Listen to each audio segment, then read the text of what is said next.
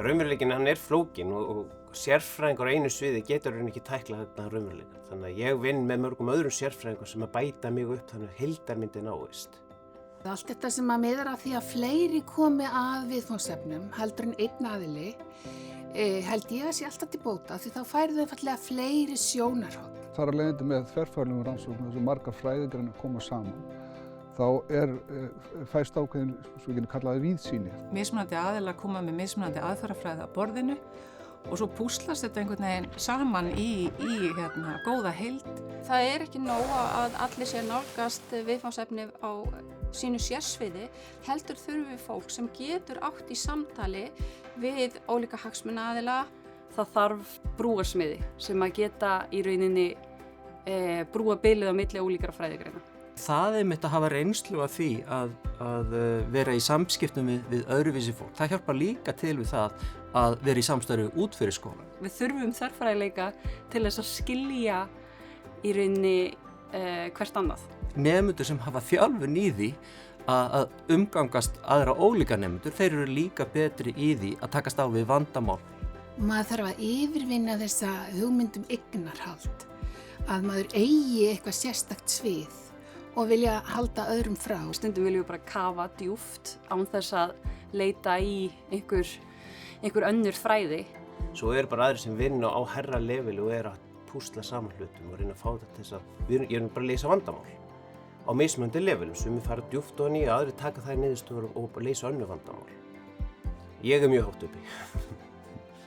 Nýjasta tískan í þessu að vera með télaga þekkingu, þar sem þú ert með djúpa þekkingu á einhverju ákveðnu sviði og svo ertu með breiða þekkingu sem að spanna yfir á önnur svið. Þverfræðileiki ekki bara á þvervegin, heldur meira svona eins og stjarna. Í atvinnulífinu þörf fyrir sérfræðinga sem að skilja flókið samspil, náttúru, efnahags og samfélags. Það mikilvægt að fá þverfræðileikann inn þegar við erum að fást við mjög flókin vandamál, samfélagsleg vandamál. Nei, við erum að reyna að svara því til dæmis með hvaða hætti Alzheimer sjúkdómur hefur áhrif á mál fólks sem talar íslensku. Þá þurfum við að vita ýmislegt það hvernig Alzheimer sjúkdómur hefur áhrif á hugræna færni. Við þurfum að vita hitt og þetta tengsl máls og minnis. Fornleifafræði í sjálfum sér þverfagleg í eðli sínu. Hún nýtir aðrar fræðigreinar mjög mikið í öllu sinni vinnubæði, raungreinar líffræði, getur nefnt, og svo sagnfræði og annað. Kennaranám hagnýtt nám, að koma margir að því, en ekki síst þá þurfum að ná þessum beinu tengslum við vettvanginn. Ég að vinna með sérfræðingum sem á sviði sjúkraþjálfunar, sálfræði og svo þetta við verkfræðingar. Þegar verið að rannsaka tengsl næringar við heilsu, að þá þetta nauðsynlegt að hafa með aðila sem að þekkja þá sjúkdóma eða kvilla sem að verið að fást við. Við erum að vinna með Össur við að þróa lausn sem tengist rauninni gervihnjám og gerviökklum hjá Össur og hjálpar notandum að skynja betur stöðun á fætinum. Við höfum alveg ótrúlega tækifæri í Háskóla Íslands til þess að flæða bara svæðið og leita að sérfræðiþekkingu bara í hverju horni.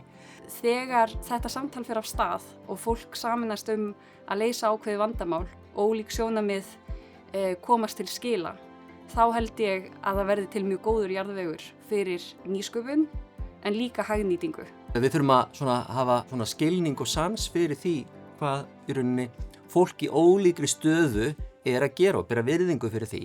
Og við sitjum með það, hvað ég að gera við þetta núna? Og það fullt af fólki út allt sem að kannski kann þá hluti sem að okkur sjálf vandar. Leyfum okkur að flæða bara